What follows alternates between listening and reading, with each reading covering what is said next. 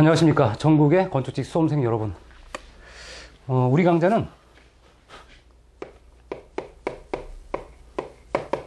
키마카 건축직 전문 강좌입니다. 여러분들 아마 키마카는 아마 다 많이 아실 거예요. 키마카 치시면 키마카.co.kr 나오죠. 현재 우리 키마카 건축직 강좌는요, 일단 중요한 게 건축직 공무원 공부하러 오셨으니까 건축직 공무원이 무엇입니까? 여러분들 저기 우리 지방직 보신 분 그래요. 혹시 국가직? 국가직도 있죠. 또 서울시 있습니다. 또 일부 우리 그 키마카 홈페이지 보니까 그래 교육청 면접 이렇게 많이 보신 분들 있네요. 학교 학생들이 많고요. 그죠? 그래서 교육청도 있어요. 이런 것들이 건축직 공무원이에요. 그렇죠? 뭐 7급 또는 9급 있을 수 있고요. 그다음에 고시 공부하는 학생들도 이제 기본적으로 건축에 대한 이론을 이해하려면 키마카 강좌 많이 기본적으로 들어서 건축에 대한 여러 가지 전목을 이해하려고 합니다. 자, 그럼 건축직 공무원은 결과적으로 여러 가지 있어요. 뭐에 따라 기관이 있구나. 건축직 공무원이라 무조건 있는 것이 아니라 여러 가지 기관이 있구나. 한 가지가 아니라. 그래서 국가직 있겠죠. 국가직. 그 다음에 지방직이 있어요. 많은 분들이 지방직을 많이 원하죠. 지방직은 특히나 우리가 이런 얘기를 복불복이다. 어떤 지역을 응시함에 따라 경쟁이 높을 수 있고 낮을 수도 있어요. 그쵸? 그 다음에 이제 우리가 지방직도 서울시 시험 또 있습니다. 왜냐면 일반 지방직 시도에서 보는 것들은요, 시도 보는 것들은 딱 지정을 해요. 그 다음에 주소지 제한이라든가 뭐 이런 여러 가지 제한이 있는데 이 서울시는 특별히 이렇게 제한이 없기 때문에 서울시 많이 보고 있고요. 그 다음에 이제 이 교육청이 있어요. 교육청, 시도교육청 있고요. 그 다음에 이제 국방부에 관련된 군무원들, 그렇죠?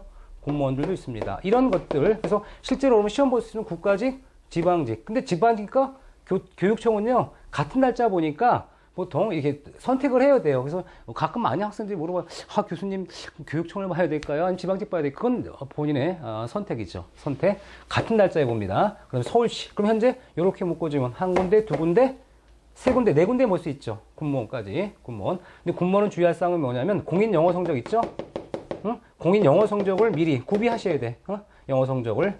그러니까 이런 것들은 제가 말씀드리니까 미리 찾아보세요. 공인 영어 성적 미리 시험 보기 전에 취득을 해야 되는구나. 몇 점 이상. 이런 거 아셔야 되는 거예요. 자, 이렇게 이제 기관이 있어요. 기관이 있고, 직급에 따라. 그렇죠? 9급이 있을 수도 있고, 7급이 있을 수 있고, 5급은 이제 우리 보통 우리 기술고시라고 하는데 5급 같은 경우는 이제 우리 그 객관 시험이 아니라 이제 2차 주관식이기 때문에 약간 유형이 틀리기 때문에 주의하시고요. 보통 이제 7급이나 9급을 많이 보게 됩니다. 그다음에 이 건축 공무원이라는 이런 게 있고 이런 게 있는데 이런 것들이 있고 또 우리 공무원 공부하는 학생들 중에 일부는 또 뭐냐면 이 건축 공무원 공사공단도 있어요. 공사공단은 뭐 예를 들어서 LH 공사라든가 우리 열의 공항공사라든가 우리 가스공사 여러 가지 있죠. 그래서 공항공사는 이렇게 이 공사나 공단 보는 학생들도 당연히 키마카 건축직 공부를 하시면 돼. 기본서로. 왜? 그만큼 공사공단도 문제 유형이 기사 시험보다 훨씬 어려워요. 어렵기 때문에 기사 정도로 여러 번 공부해선 점수가 안 나와. 고득점이 안 나와요. 합격할 점수가. 그럼 건축 공무원은 왜 이렇게 따로 공부를 해야 되느냐? 이유가 있어요. 점수가 높게 나와야 돼요.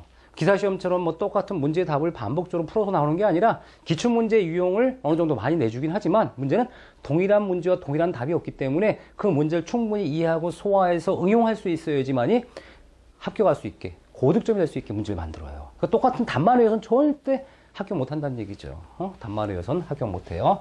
자, 그 다음에 건축공무원의 그럼 이런 기관이 있으면 이런 소속된 기관이 있어요. 기관이 있고 여기서 우리가 하는 업무가 있어요. 업무가 뭐냐? 그러면 일단 건설기획이라고 있어요.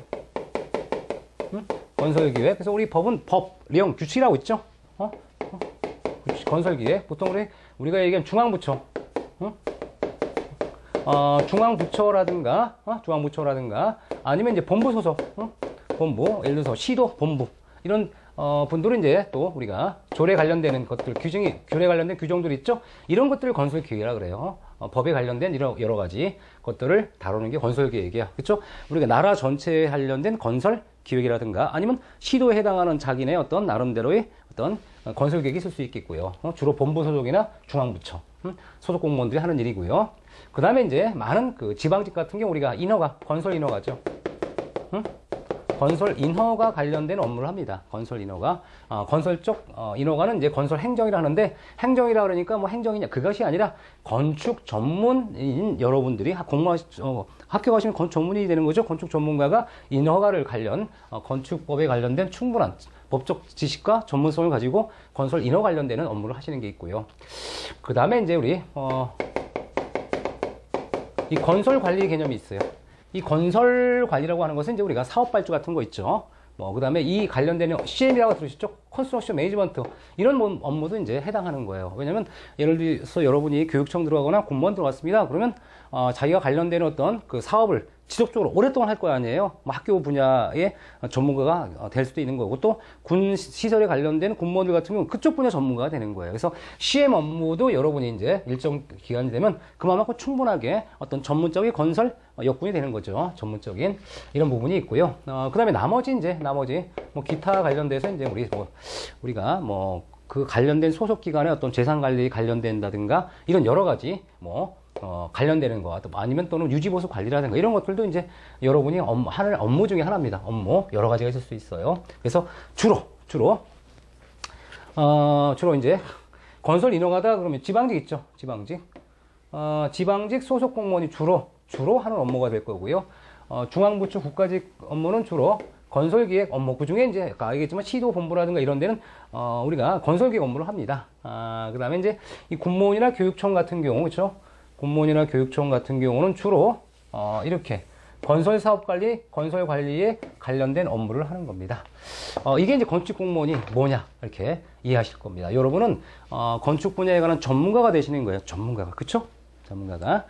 그 다음에 이제 우리가 그러면 건축 시험이 있어요. 건축 시험에 우리 특성을 알아야지. 건축 시험의 특성이 어떻게 될까요? 라는 걸 아셔야 돼요. 그럼 건축 그 시험의 특성이 뭐냐? 일단 첫 번째, 자격시험과는 달리 계산기 지참을 할 수가 없네요. 그쵸? 그러니까 우리가 복잡한 공식을 요구하는 이런 계산 문제를 낼 수가 없어요. 산수로 가능한 이런 문제 유형을 내는 겁니다. 자, 두 번째. 기출에서 동일한 문제와, 그쵸? 동일한 답안을 요구하지 않는다는 얘기예요. 이게 중요한 거예요. 기사시험이나 건설시험처럼 똑같은 문제 답 탁탁탁 외워가지고 절대 안 됩니다. 그 내용을 충분히 이해해야 돼. 이게 아주 중요한 거예요. 개념을 충분히 이해하고 이론을 이해해야지만이 풀 수 있는 문제가 나와요. 세 번째는 뭐냐면, 4번째는 중요한 거죠. 이게 우리 합격 원칙이 있어. 원칙이 뭐냐? 합격 원칙은 이거예요. 꽈락을 면해야 돼. 꽈락 하면 안 돼요. 꽈락 몇 점이냐? 40점이고요. 꽈락을 하면 안 돼. 꽈락을 면하려면 어쩌면서 최소한 과목별 40점 이상은 맞아야 돼. 이거 쉬운 거 아니야. 과목별 40점 이상, 그쵸? 꽈락을 하지 마셔야 되고요. 그 다음에 최고 점수. 최고 점수를 부터 해가지고 세는 겁니다. 이렇게 한 100명이 시험을 봤는데 2명을 뽑아요. 그럼 1등, 2등이 되는 거고요. 3명을 뽑아요. 1, 2, 3등. 5명 뽑아요. 1, 2, 3, 4, 5등 되는 거예요. 그래서 이렇게 해서 뽑아주는 겁니다. 그럼 나머지 5명을 뽑았습니다. 95명은 떨어지는 거잖아요. 그렇죠? 이때 주의할 건 뭐예요? 점수는 굉장히 높아. 평균 점수가. 합계 점수가 높은데도 불구하고 만약 과락이 나왔다 그러면 그냥 아웃이에요. 아웃. 그러니까 최소한 과목별 과락은 하지 말아야 되고, 최고 점수, 그렇죠? 여러분이 합계 점수를 봤을 때 우선순위로 1, 2, 3 이렇게 모집 인원별로 우리가 뽑게 되는 겁니다. 그래서 이렇게 보고 난 다음에 그 중에 면접을 다시 봐요. 우리 공무원의 인성이라든가 이런 것 때문에. 그래서 현재 이런 식의 어떤 기본적 원칙을 아셔야 돼요. 원칙. 그렇다면 우리 키마크 강좌는 어떻게 무슨 수업을 하겠느냐? 그러면 키마크 강좌는 우리 계획, 구조, 시공 있어요. 이 건축 전문 분야죠. 계획, 구조, 시공이 있는데요. 여러분이 알고 있는 계획이 아니다 라고 보시면 돼요. 왜? 여러분이 알고 있는 계획은 강론이잖아요. 근데 우리 공무원 시험 건축계획 강론, 총론, 여기다가 색채학, 건축 환경, 건축 설비, 건축 법규, 도시나 단지계 해가지고 아주 다양한 범위가 있고요. 구조나 시공도 마찬가지예요. 그래서 현재 여러분이 생각하는 과목별보다 훨씬 더 범위가 넓기 때문에 공무원 시험의 특성과 공무원 시험의 전문사적이 아니면 아까 얘기한 것처럼 일정한 점수는 받을 수 있지만 고득점이 안 돼. 고득점 안 된다는 것은 합격이 안 되는 거예요. 그쵸? 고득점을 받으시려면 어떻게? 전문적 강좌로 시작을 해서 충분히 공부하시면 돼요. 여러분 키마카 홈페이지 보시면 많은 이제 합격생들이 면접 이렇게 면접 자료를 요청할 겁니다. 그만큼 많은 학생들이 우리 키마카 강좌를 통해서 1차 시험 합격하는 거예요. 그렇죠? 1차 시험 합격하시면 또 제가 2차 면접은 제가 무료로 해줍니다. 무료로 해주고 자료도 주고 정리해서 해드리고 전화를 받거나 주고 받으면서 코멘트도 해줍니다. 그래서 여러분들 이렇게 많은 합격생들이 나온 것처럼 여러분들도 그렇죠? 이렇게 열심히 공부하셔서 이 원 시험에 준비하시면 꼭 그렇죠? 예, 영광의 합격생이 될 것 같습니다. 여러분 영광의 합격을 위해서 오늘 기초 강좌를 마치고 여러분이 혹시나 필요하다면 OT 강좌 외에 기본소 강좌를 수강하시면 될 것 같습니다. 여러분 감사합니다.